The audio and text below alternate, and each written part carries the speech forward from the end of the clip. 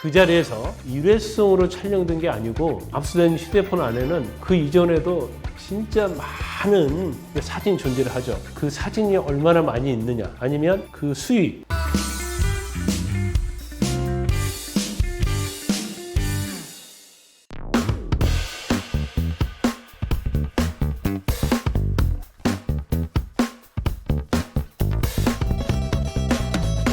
사실 언론에서 카메라 이용해서 촬영하는 경우 우리가 몰카라고 얘기를 하고요, 이제 도찰이라고도 얘기를 합니다. 근데 언론에서 많이 거기에 대한 심각성을 많이 보도하고 있음에도 불구하고 굉장히 빈번하게 이런 행위가 이루어지고 있는 것 같습니다.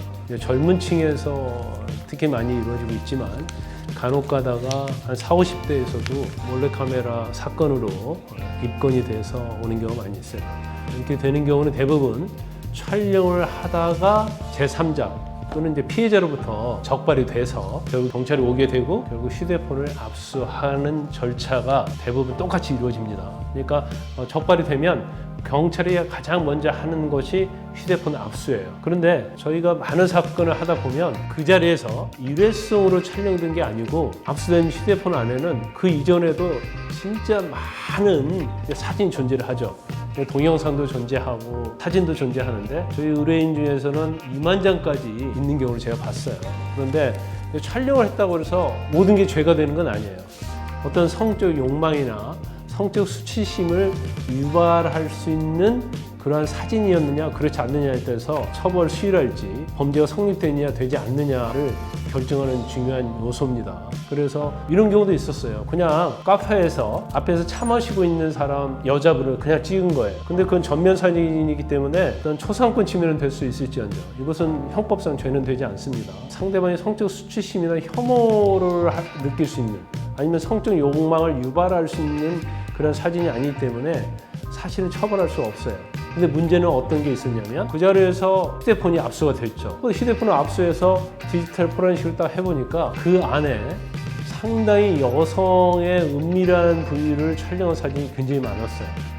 그러면 그런 사진들은 결국 몰카, 도찰 이런 범죄에 해당이 되기 때문에 그 사진이 얼마나 많이 있느냐 아니면 그 수위, 그러니까 성적 욕망이나 성적 수치심을 느낄 수 있는 사진의 수위, 이게 만약에 그 사진 자체가 은밀한 부위였다고 한다면 또 은밀한 부위에 근접했다고 한다면 더 처벌 수위가 높아지겠죠.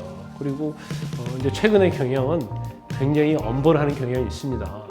저희가 이전에는 일반적으로 일회성이고 초범인 경우에는 상당히 기소유예를 많이 받았어요. 그래서 사진의 수위의 정도 아니면 사진을 찍게 된 경위랄지 이런 여러 가지, 그리고 직업 아니면 가정 환경 뭐 이런 어떤 정상 첨재에 관한 것들을 많이 현출을 해서 기소유예를 많이 받았고 최근에도 많이 받았어요. 그런데 향후에는 이 기소유예 받기가 굉장히 어려워진다는 걸 아셔야 하고, 그리고 일단 전에 기소유예를 한번 받았다랄지 아니면 벌금형 이상을 받으면 그 다음에는 이제 선처 받기가 굉장히 어렵습니다. 근데 이 카메라 이용 촬영죄와 관련해서는 상당히 특성이 있어요. 어떤 특성이 있냐면 재범률이 굉장히 높아요.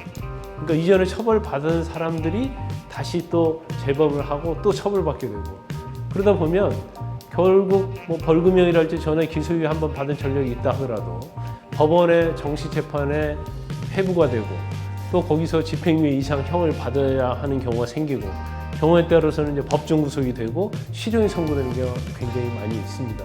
그래서 이게 너무나 재범이고 상습적으로 되면 어떤 정신적인 어떤 문제가 있지 않느냐, 이제 그런 시각으로도 한번 접근할 필요가 있고, 또 그런 부분을 변론에 도움이 될 수 있으면 이런 부분도 이제 검찰이랄지 아니면 재판부에 호소를 해서 처벌의 수위를 어느 정도 낮추고 향후에 재발되지 않도록 뭐 정신과 치료를 받는다랄지 이런 어떤 선제적으로 본인이 스스로 반성하면서도 치유하고 있다는 노력, 이런 것들을 보이면서 좀 선처를 받을 수 있는 그런 것들을 좀 검토를 해야 할 것 같습니다.